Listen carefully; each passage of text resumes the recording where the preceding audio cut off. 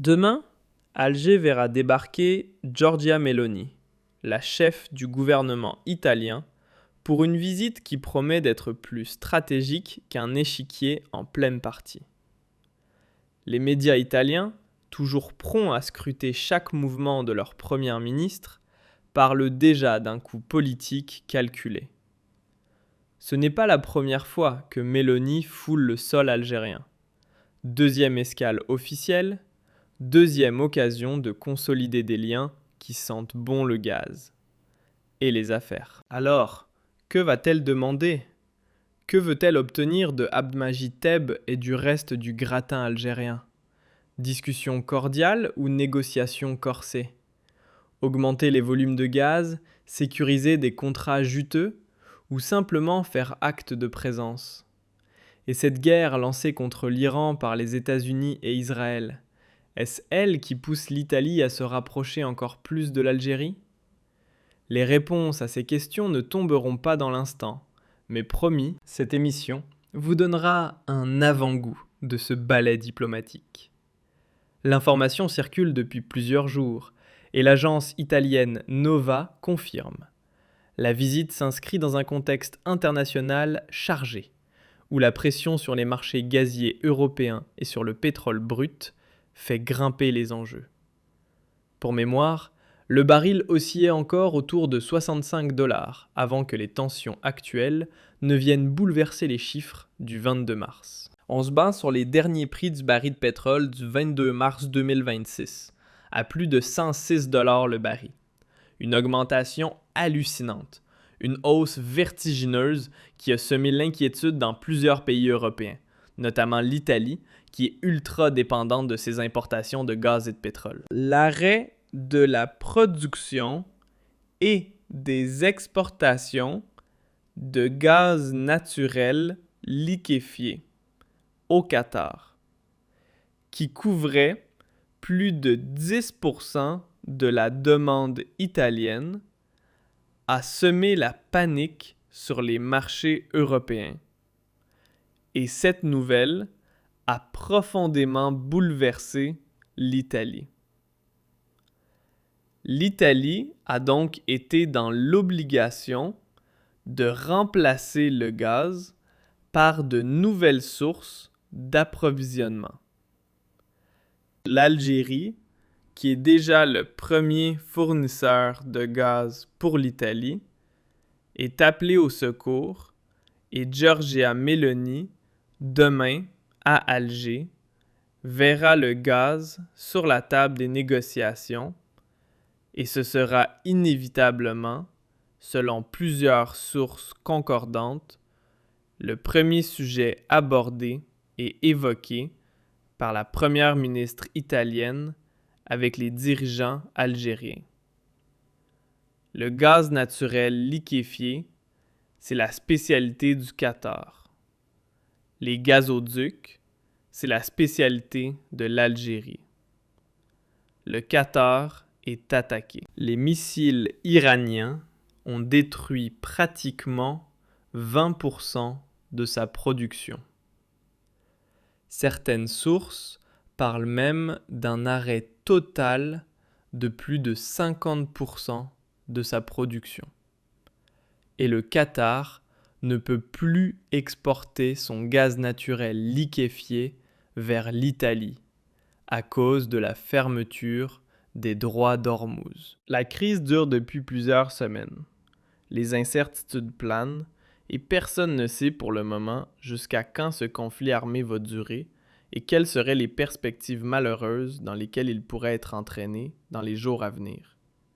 Ces incertitudes aggravent. Demain, Alger verra débarquer Giorgia Meloni, la chef du gouvernement italien, pour une visite qui promet d'être plus stratégique qu'un échiquier en pleine partie.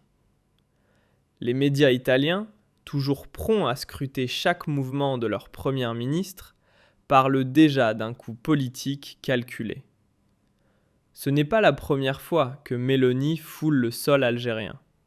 Deuxième escale officielle, deuxième occasion de consolider des liens qui sentent bon le gaz. Et les affaires. Alors, que va-t-elle demander ? Que veut-elle obtenir de Abdmajid Tebboune et du reste du gratin algérien? Discussion cordiale ou négociation corsée? Augmenter les volumes de gaz, sécuriser des contrats juteux ou simplement faire acte de présence?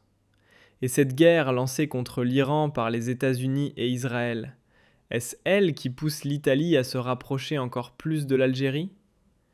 Les réponses à ces questions ne tomberont pas dans l'instant, mais promis, cette émission vous donnera un avant-goût de ce ballet diplomatique. L'information circule depuis plusieurs jours et l'agence italienne Nova confirme.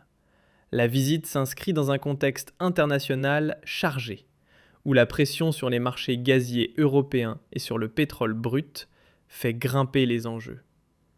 Pour mémoire, le baril oscillait encore autour de 65 $ avant que les tensions actuelles ne viennent bouleverser les chiffres du 22 mars. On se base sur les derniers prix du baril de pétrole du 22 mars 2026, à plus de 106 $ le baril. Une augmentation hallucinante, une hausse vertigineuse qui a semé l'inquiétude dans plusieurs pays européens, notamment l'Italie, qui est ultra dépendante de ses importations de gaz et de pétrole. L'arrêt de la production et des exportations de gaz naturel liquéfié au Qatar, qui couvrait plus de 10% de la demande italienne, a semé la panique sur les marchés européens. Et cette nouvelle a profondément bouleversé l'Italie. L'Italie a donc été dans l'obligation de remplacer le gaz par de nouvelles sources d'approvisionnement.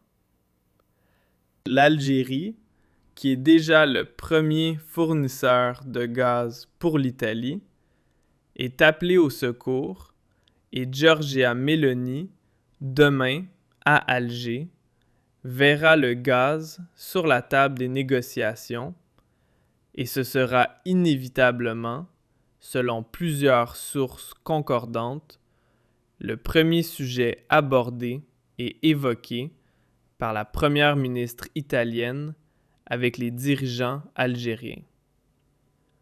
Le gaz naturel liquéfié, c'est la spécialité du Qatar.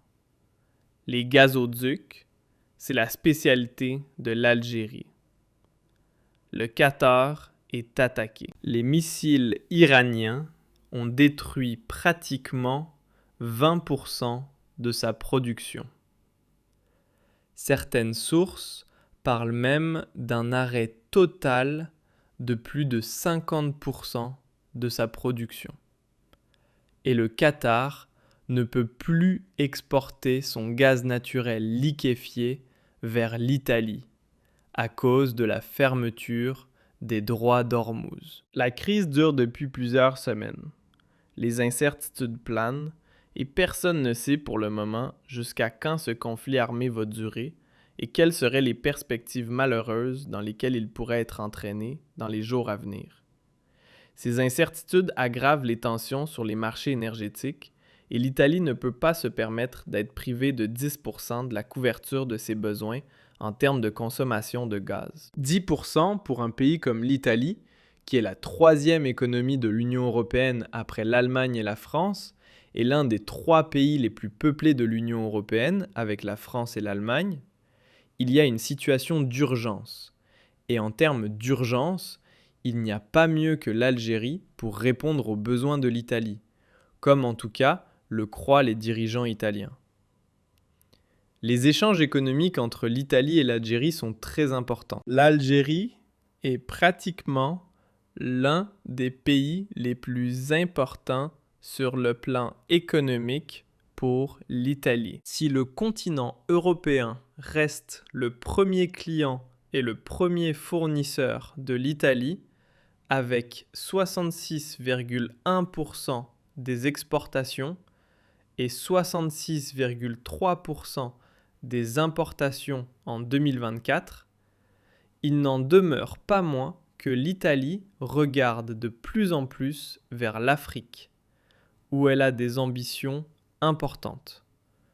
où elle essaie de transformer ses bonnes relations avec les continents africains. L'Italie n'est pas un pays qui bénéficie d'une perception négative par les élites africaines, étant donné que son passé colonial est insignifiant, voire faible, par rapport à d'autres puissances coloniales européennes comme la France et la Grande-Bretagne, même si l'Italie s'est aventurée dans des guerres contre l'Éthiopie, dans une colonisation qui n'a pas duré longtemps. Il faut constater que l'Italie n'a pas laissé un héritage colonial horrible et criminel et n'a pas à son actif de très nombreux crimes contre l'humanité, ni une longue présence qui avait occasionné des crimes de masse, une politique de terre brûlée ou une réduction en esclavage de plusieurs populations africaines.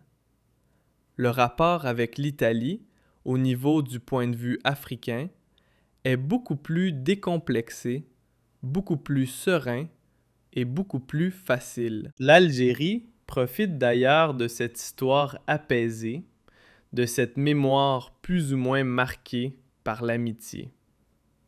Même dans l'histoire antique, depuis l'époque de l'Empire romain, les Italiens ont essayé de coloniser, de s'implanter en Afrique. Mais la comparaison avec la colonisation française ou britannique sur le continent africain n'a aucune commune mesure. L'Italie, aujourd'hui, jouit de l'image d'un pays ami, d'un pays sympathique, d'un pays qui n'a pas commis de crimes, d'un pays qui ne déteste pas particulièrement l'Afrique et surtout d'un pays qui ne s'ingère pas dans les affaires africaines. Et les Italiens profitent de cet atout, de cette belle image, pour séduire les élites africaines et pour se positionner comme un pays qui peut faire de bonnes affaires et proposer de bons accords aux pays africains. Comme un pays qui peut accéder plus facilement au marché africain et surtout aux sources d'énergie en Afrique et en matières premières. L'Afrique étant la terre des matières premières, notamment en ce qui concerne le pétrole et le gaz. Le voyage de Giorgia Meloni s'explique par le fait que l'Italie reste un pays très dépendant concernant ses importations, notamment pour son approvisionnement en énergie. En 2024, 75% de l'énergie consommée dans le pays était importée. La Russie était, avant la guerre contre l'Ukraine, largement le premier fournisseur de l'Italie, avec plus de 40% de ses importations de gaz et de pétrole. La guerre en Ukraine a changé totalement la donne, puisque l'Algérie a remplacé la Russie depuis, et l'Algérie couvre plus de 30% des besoins de gaz, notamment importés par l'Italie. Quelques chiffres qu'il faut connaître. Depuis 2023 et 2024, le gaz naturel liquéfié couvre un quart des besoins de gaz importés, principalement par l'Italie depuis le Qatar et les États-Unis d'Amérique, parallèlement aux volumes qui sont acheminés par le gazoduc algérien, le Trans-Méditerranéen Pipeline, qui relie l'Algérie à l'Italie via la Tunisie, ainsi que par d'autres gazoducs qui relient l'Azerbaïdjan à l'Italie et la Norvège, qui s'impose aussi petit à petit comme un fournisseur important pour l'Italie. L'Italie veut maintenant investir beaucoup en Afrique. Elle a identifié la Libye comme le premier réservoir de pétrole en Afrique, avec 45 et 46 milliards de barils, en plus de réserves de gaz naturel importantes en Libye qui dépassent les 1500 milliards de mètres cubes gazeux. L'Italie négocie des contrats importants avec la Libye, notamment avec les sociétés publiques libyennes. Et elle essaie de faire de la Libye son deuxième fournisseur le plus important après l'Algérie. L'Algérie reste le premier partenaire commercial et énergétique de l'Italie sur le continent africain.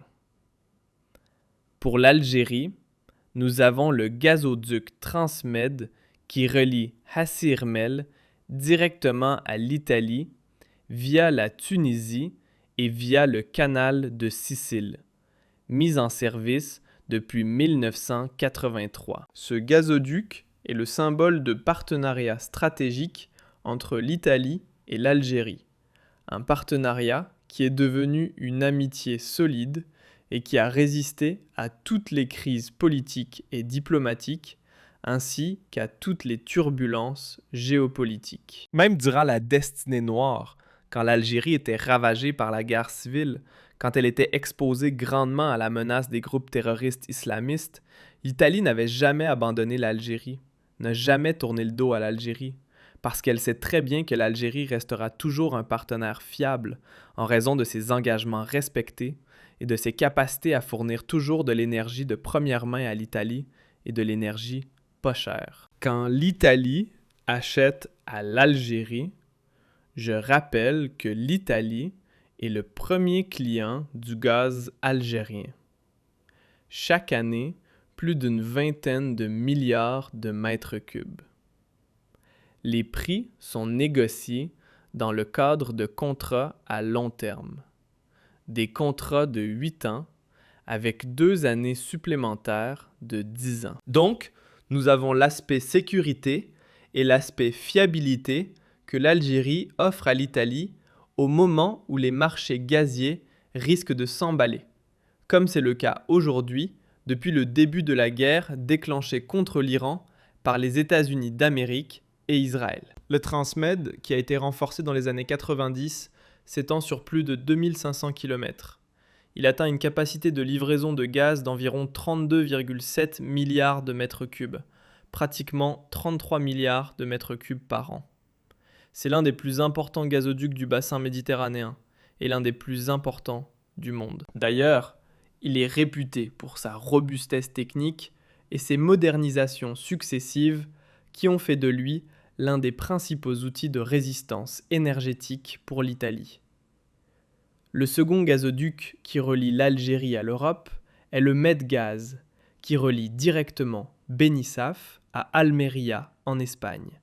Et l'Espagne, je rappelle, est le deuxième client du gaz algérien. Mais le Medgaz a une capacité d'acheminement du gaz nettement inférieure à celle du Transmed, entre 8 milliards de mètres cubes, avec des travaux initiés pour porter sa capacité à 10 à 10,5 milliards de mètres cubes. Le Transmed est supérieur et plus puissant que le Medgaz, ce qui démontre encore une fois que l'Italie, aux yeux du gaz algérien, est le marché le plus stratégique et le marché le plus important. En Italie, l'Algérie couvre désormais une part décisive des besoins gaziers. On estime que l'on a dépassé la barre des 30%. On est entre 30 et 40% des importations quand on compte le pétrole et le gaz. L'Algérie permet donc de jouer un rôle de stabilisateur. La relation entre l'Algérie et l'Italie permet à l'Algérie de jouer un rôle de stabilisateur sur le marché européen et sur le marché italien.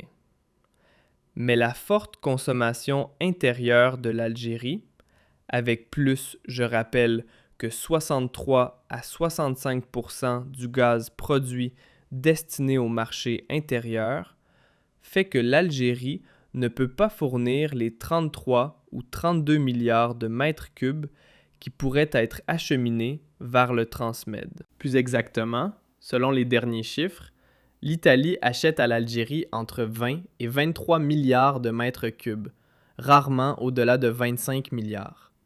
Donc, la capacité de 33 milliards n'a jamais été totalement couverte par l'Algérie. L'idéal pour les Italiens est d'inciter l'Algérie à consommer de moins en moins son gaz pour pouvoir le lui vendre à des prix négociés, à des prix amis. Mais pour cela, il faudrait que l'Algérie améliore et renforce son mix énergétique et produise des énergies renouvelables, ce que l'Italie essaie d'ailleurs de proposer à l'Algérie régulièrement, voire même à travers des investissements importants pour diversifier la production du gaz. La compagnie Eni, qui est l'équivalent de Total en France, est la première compagnie énergétique italienne. Elle est fortement présente en Algérie et c'est le premier investisseur étranger en Algérie. En 2024, selon l'Agence italienne pour la promotion à l'étranger et l'internationalisation des entreprises italiennes, l'Italie est le premier client de l'Algérie, en grande partie grâce aux importations d'hydrocarbures. Et le troisième fournisseur, les échanges économiques entre les deux pays ont atteint les 14 milliards d'euros, soit pratiquement 16,3 milliards de dollars. Et les importations de l'Algérie depuis l'Italie ont totalisé 2,9 milliards d'euros, enregistrant une progression de 2,7% par rapport à 2023. Donc l'Algérie achète à l'Italie pour l'équivalent même pas 3 milliards d'euros. Mais l'Italie, elle, achète à l'Algérie pour pratiquement 14 milliards d'euros. Pour le reste, c'est énorme. C'est dire que la balance commerciale est totalement favorable à l'Algérie, où l'Italie achète beaucoup plus à l'Algérie que ce que l'Algérie achète à l'Italie. Donc les rapports économiques sont largement déséquilibrés, largement en faveur de l'Algérie. Pour l'année 2025, les échanges commerciaux entre l'Algérie et l'Italie ont atteint déjà 13 milliards d'euros, donc pratiquement 15,2 milliards de dollars. Les importations de l'Algérie détaillées se sont élevées à 3,3 ou 3,2 milliards d'euros, donc une petite augmentation, soit 3,7 milliards de dollars, avec une hausse de 12,9% par rapport à 2024. Le solde reste positif. Le solde commercial est toujours positif pour l'Algérie, puisque l'on compte pratiquement une différence entre les importations italiennes depuis l'Algérie et les importations algériennes depuis l'Italie.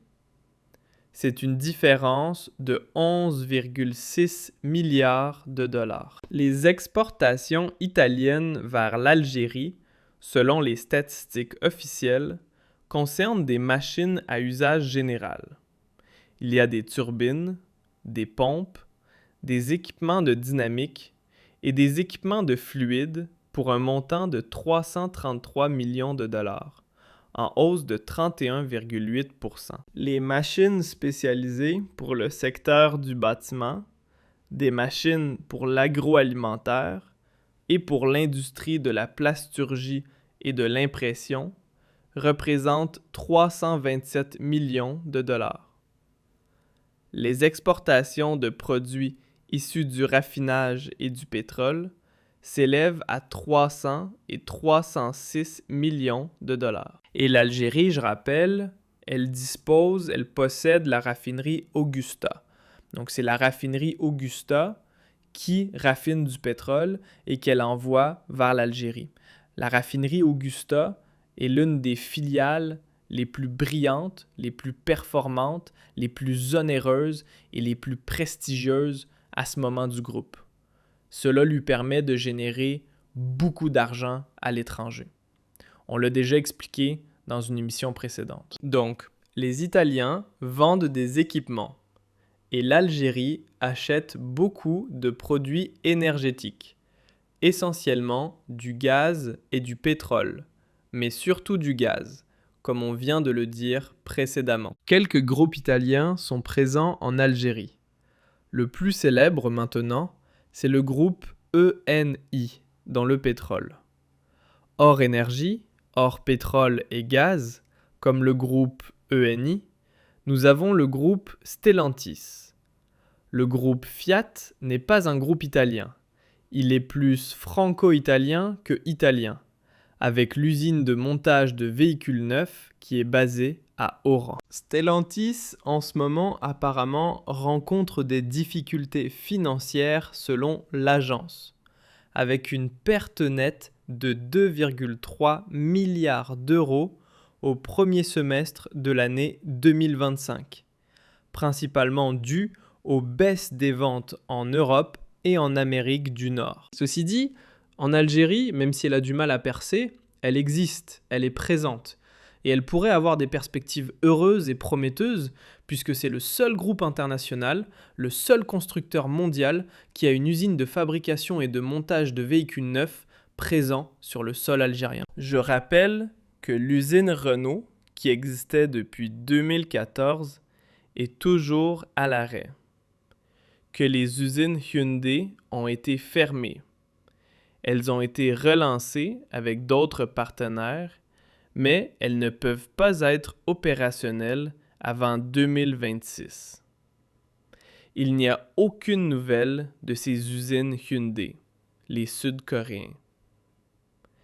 Les Chinois se sont implantés en Algérie dans la production et l'assemblage des bus. Quant aux véhicules chinois, plusieurs marques ont promis de faire des usines de montage en Algérie, mais aucune usine n'est pour le moment opérationnelle. Il n'y a que le groupe Fiat, et cet avantage a été accordé par l'Algérie à l'Italie en raison du soutien politique, de l'amitié et des bonnes relations politiques qu'il y a entre le régime algérien et le gouvernement de Giorgia Meloni. Le président algérien a déjà été en Italie, notamment entre le 23 et le 24 juillet 2025. Il a même été invité au dernier sommet du G7 en juin 2024. L'Algérie avait été honorée. Abid Boune avait été invité par l'Italie. Giorgia Meloni, je rappelle, elle était déjà venue en Algérie. C'était sa première visite officielle à l'étranger.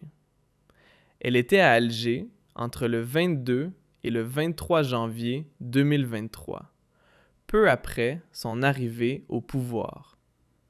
C'était d'ailleurs sa première visite sur le continent africain en tant que présidente du Conseil italien. Et elle venait d'être élue à peine. Cela démontre que Giorgia Meloni accorde énormément d'importance à l'Afrique et énormément d'importance à l'Algérie. Le cœur de la visite, comme on l'a expliqué, portera sur l'énergie et le gaz. Les Italiens veulent sécuriser et augmenter les livraisons du gaz algérien. L'Algérie, déjà, comme je l'ai dit, premier fournisseur de l'Italie, fournit entre 30 et 40% des besoins via le gazoduc Transmed. Rome, à travers Giorgia Meloni, veut garantir la continuité, voire augmenter les volumes et obtenir plus